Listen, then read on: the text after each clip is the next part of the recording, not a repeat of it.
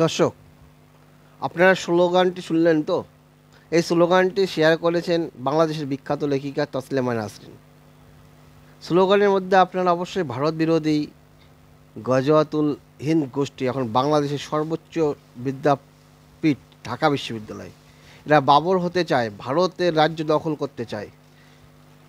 তিনি মাসিদুর রহমান তার Facebook account থেকে শেয়ার করেছেন। সেখানে লেখা আছে, আমরা সবাই বাবর হব, সেভেন সিস্টার স্বাধীন করব, বন্যায় যদি মানুষ মরে সেভেন সিস্টার থাকবে না রে।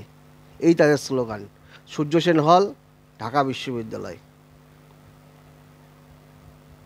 আপনারা ভাবুন, বাংলাদেশের জনগণের চিন্তাধারাটা কোথায়?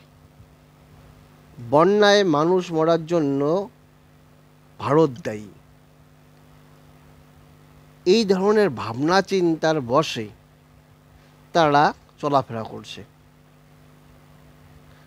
প্রাকৃতিক দুর্যোগ দেখা দিলে বন্যা হবেই, হওয়াটা স্বাভাবিক। ভারতের ত্রিপুরা রাজ্যে বন্যা কবলিত। তার জন্য কে দায়ী? তার জন্য কি ভারতেই দায়ী? আপনারা ভূমিরূপের দিক থেকে আপনার বাংলাদেশের অবস্থান নিচের দিকে। জলের ধর্ম কি? উপর থেকে নিচের দিকে যাওয়া। তাহলে তার জন্য ভারত কীভাবে দায়ী হয়? তার প্রেক্ষাপটে তসলিমা নাসরিন আরেকটি পোস্ট শেয়ার করেছেন। সেখানে লিখেছেন, রাজশাহী বাঘায় 3টে মন্দির ভেঙেছে 18 বছর বয়সী মাদ্রাসা ছাত্র রাব্বি হোসেন।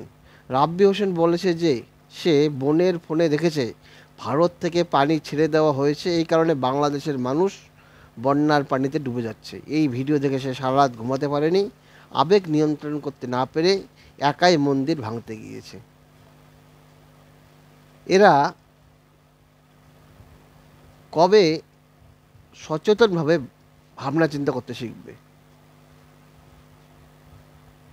মাদ্রাসা ছাত্র রাব্বি হোসেন, তাকে বা তার চিন্তাধারায় যেভাবে ঢুকিয়ে দেওয়া হয়েছে ভারত পানি ছেড়েছে সেই জন্য বন্যা হয়েছে,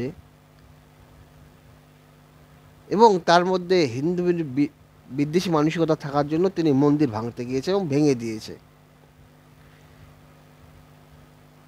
কিন্তু যৌক্তিকভাবে কেন টাকায় বোঝাবে না? সত্যি বাংলাদেশের এই অবস্থা দেখে করুণা হয় মাঝে মাঝে। কিন্তু বাংলাদেশের যে ঘটনা পরম্পরা পরপর ঘটে চলছে, এতে বাংলাদেশেরই অবস্থা দিনের পর দিন হয়তো বা খারাপ হবে।